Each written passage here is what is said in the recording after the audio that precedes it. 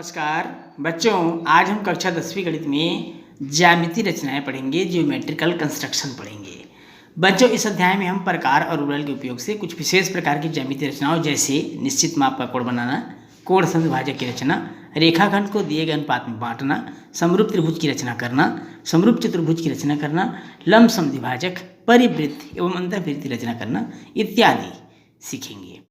आइए बच्चों, अब देखते हैं कुछ परिभाषाओं को। सबसे पहले देखेंगे कोण।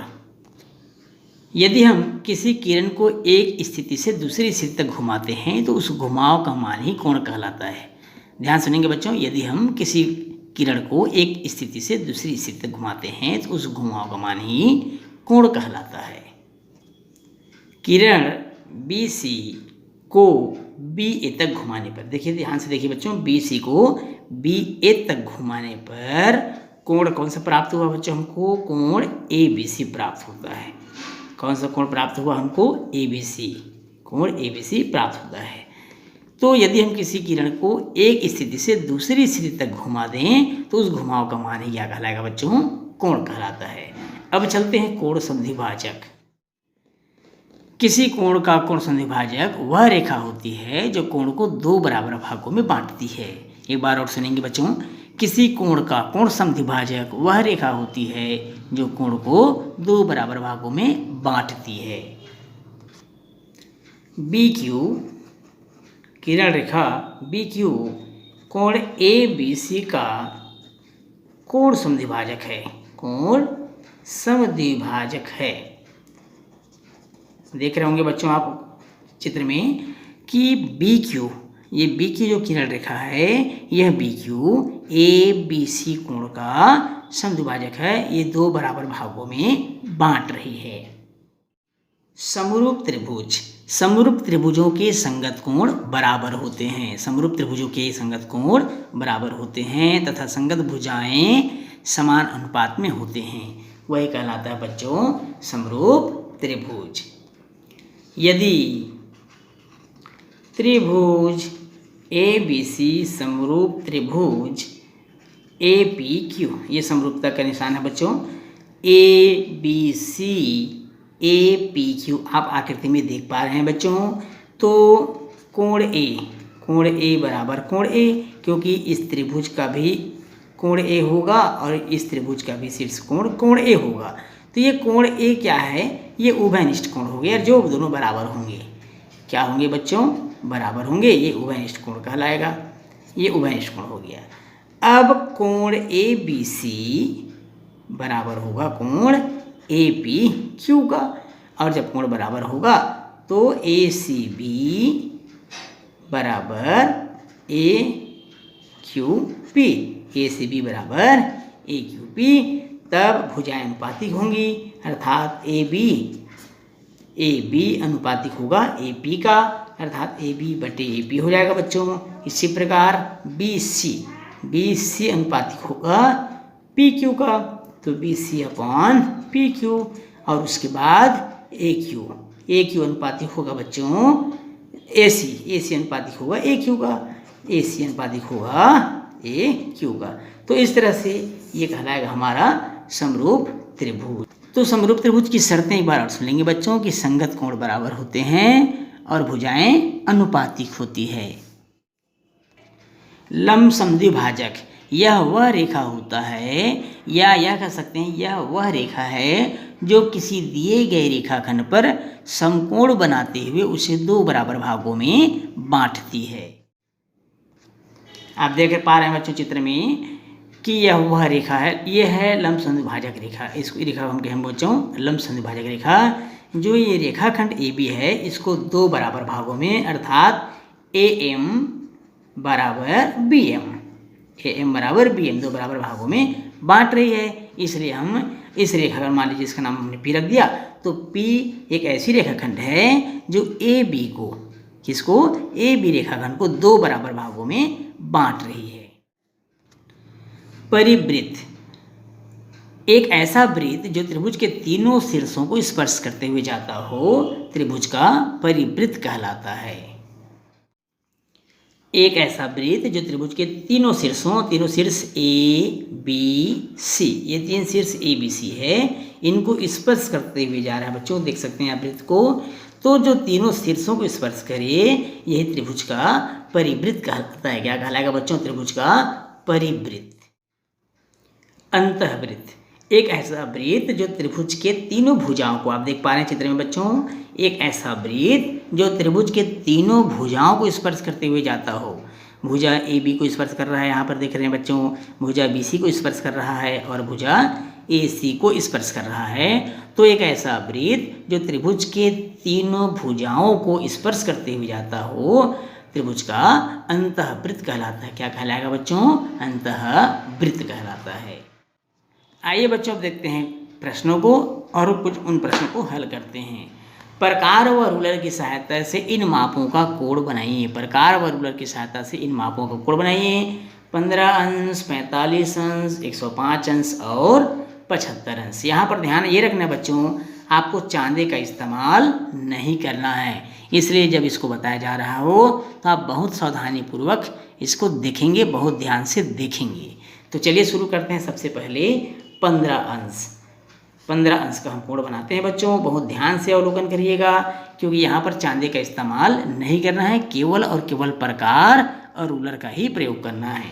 प्रकार और रूलर की सहायता से आपको पूरे कोण की रचना करना है। तो कैसे करेंगे 15 अंश का निर्माण, चलिए देखते हैं। सबसे पहले बच्चों आप एक रेखा खींच लीजिएगा बिना नाप का, इस प्रकार, जैसे कि हमने एक रेखा खींच लिया है। अब यहाँ पर रेखा खींचने के बाद आपको प्रकार की सहायता से, राउंडर की सहायता से, इस तरह से आपको ध्यान से देखिएगा बच्चों, इस तरह से आप एक चाप बना लीजिएगा बिना नाप का। ये इस तरह से आपने एक चाप बना लिया, बहुत सिंपल है, समझ गए होंगे। इस बिंदु से हमने इस बिंदु पर रखा प्रकार और इस तरह से घुमा दिया, ये हो गया चाप। अब क्या करेंगे, इस चाप को आपको हिलाना डुलाना नहीं है बच्चों, जिस नाप से चाप बना हुआ है उसी नाप से रेखा को जहाँ पर काट रही है चाप, या आप देख पा रहे हैं यहाँ पर काट रही है, वहाँ रखिए और इस तरह से चाप काट दीजिए। अब जहाँ पर वो एक दूसरे को काट रहे हैं वहाँ पर से एक रेखा खींच दीजिए, उसको मिलाते हुए, इसको मिलाते हुए आप एक रेखा खींच दीजिए। ये इस तरह से हमने एक रेखा खींच दिया, ये इस प्रकार से। अब हमेशा याद रखिएगा जो ये रेखा बना हुआ है बच्चों, ये 60 अंश पर बना हुआ है। कितने अंश पर बना हुआ है? हमेशा ये 60 अंश पर ही बनेगा। अब ये 60 अंश का है तो हम इस कोण का हम समद्विभाजक कर देंगे। समद्विभाजक कैसे करते हैं बच्चों, आप देख पा रहे हैं मैं कैसे बना रहा हूँ। ये इस तरह से चाप काट देंगे, फिर उसी चाप को बिना कुछ परिवर्तन किए, हिलाना डुलाना नहीं है बच्चों, फिर चाप काट दिया और जहाँ पर दोनों चाप एक दूसरे को काट रहा है वहाँ पर से एक रेखा खींच देंगे। इस प्रकार से बच्चों ध्यान से देखिएगा, इस प्रकार से हमने एक रेखा खींचकर उसको मिला दिया है। अब आपको पता है कि मैंने जैसे कहा कि 60 अंश का बना हुआ था, तो ये कितना अंश का बन गया बच्चों? ये 30 अंश का बन गया। कितने अंश का बन गया? 30 अंश का। अब इस कोण का भी आप समद्विभाजक कर दीजिए। किसका? जो 30 अंश का बना हुआ, इसका भी हम समद्विभाजन कर देंगे, जैसे इसके पहले वाले को हमने किया था। इस प्रकार से आप चाप काट दीजिए, दोनों बिंदुओं पर से आप चाप काटेंगे बच्चों, ये इस तरह से। और जहाँ पर ये काट रहा है दोनों चाप, उसे हम एक रूलर की सहायता से, स्केल की सहायता से उसे मिला देंगे बच्चों। ये इस प्रकार हमने इसे मिला दिया। अब हमारी जो रचना थी यही थी कि 15 अंश का आपको कोण बनाना है, और ये हो गया 15 अंश। और इसकी रचना हमने बिना चांदी की सहायता से, अर्थात केवल और केवल प्रकार व रूलर की सहायता से हमने 15 अंश का कोण बना लिया है। अब आइए बच्चों चलते हैं 45 अंश का कोण कैसे बनाएं। 45 अंश का कोण बनाने के लिए भी आपको सबसे पहले स्केल की सहायता से, रूलर की सहायता से एक रेखा खींचना होगा।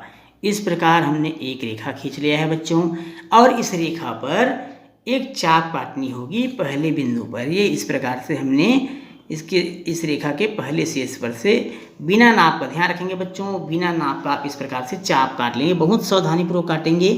ये इस तरह से हमने चाप काट लिया है। चाप काटने के बाद क्या करेंगे हम? चाप काटने के बाद उसी चाप को बिना हिलाए डुलाए आपको जहाँ पर से रेखा को काट रही है वहाँ से काट करके इसे मिला देना है रूलर के प्रयोग से। स्केल की सहायता से अब वहाँ से हम मिला देंगे बच्चों। जैसा कि इसके पहले वाले सवाल में आपको बताया गया था कि यह जो कोण बनेगी वो 60 अंश की बनेगी। ये 60 अंश का बन गया। अब 60 अंश का बनने के बाद चूंकि हमको 60 अंश का नहीं बनाना है, हमें बनाना है कितने अंश का बच्चों? 45 अंश का। कितने अंश का बनाना है? 45 अंश का। तो अब इस 60 का फिर आप अर्धक कर दीजिए बच्चों, जैसा इससे पहले वाले सवाल में हमने किया था। इस 60 का अर्धक करने के लिए कोण का फिर से विभाजन कर देंगे। इस तरह से हम चाप काटेंगे। ये इस तरह से हमने ध्यान से सावधानीपूर्वक हमने चाप काटा, और जहाँ पर चाप काटते हैं एक दूसरे को, उसको एक स्केल की सहायता से, रूलर की सहायता से हम मिला देंगे। तो आप देखेंगे बच्चों, ये जो 60 अंश का कोण था अब वो 30 अंश में हो गया। कितने अंश में हो गया? 30 अंश। अब बच्चों 30 में हम कितना जोड़ दें कि 45 हो जाएगा? 15 अंश। कितना जोड़ना है? 15 अंश। आपको मालूम है कि ये 30 का बना हुआ है, तो इस 30 का आप अर्धक कर दीजिए, संधि भाजन कर दीजिए, तो ये 15 अंश का हो जाएगा। उसके लिए क्या करेंगे? ये दोनों बिंदुओं पर आप प्रकार की सहायता से उस कोण का अर्धक कर देंगे बच्चों। इस प्रकार से हमने चाप काटा, और चाप काटने के बाद इस कोण का भी हमने अर्धक कर दिया। ये इस तरह से इसका हमने अर्धक कर दिया। अब आप ध्यान से देखेंगे, ये 30 अंश का था और ये 15 अंश का था, और दोनों मिलकर बन गया बच्चों 45 अंश का कोण। कितने अंश का कोण बन गया? 45 अंश का कोण बन गया। तो इस तरह से आप 45 अंश के कोण का निर्माण बिना चांदी की सहायता से कर सकते हैं। इसी प्रकार इसमें एक और प्रश्न था बच्चों 105 अंश का और 75 अंश का। तो 105 अंश का भी वैसे ही करना है बच्चों। 60 अंश का बनेगा, 60 अंश के बाद आपको 30 अंश बनाना है, 90 हो जाएगा, और 90 में फिर 15 अंश का बनाना है, तो 105 अंश हो जाएगा। बहुत सिंपल है, ये आपको करना है, ये आपके लिए होमवर्क है। फिर 75 अंश दिया है बच्चों। जब हम पहले बनाते हैं तो 60 अंश का बनता है। अब 60 में 15 जोड़ देंगे, अर्थात 60 अंश में 15 अंश और आगे बढ़ा देंगे, तो हो जाएगा 75 अंश। तो इस तरह से हम 105 और 75 का निर्माण कर लेंगे। इसे भली भांति आप कर सकते हैं।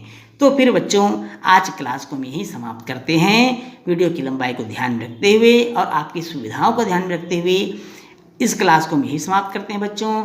अगले क्लास में हम फिर उपस्थित होंगे आपके लिए नए प्रश्नों को लेकर, महत्वपूर्ण प्रश्नों को लेकर। बच्चों यदि इस चैनल में आप नए हैं तो चैनल को सब्सक्राइब जरूर करिएगा, और वीडियो अच्छा लगा हो तो वीडियो को लाइक और शेयर करना बिल्कुल नहीं भूलिएगा। तो बच्चों फिर मिलेंगे अगले क्लास में, तब तक के लिए नमस्कार।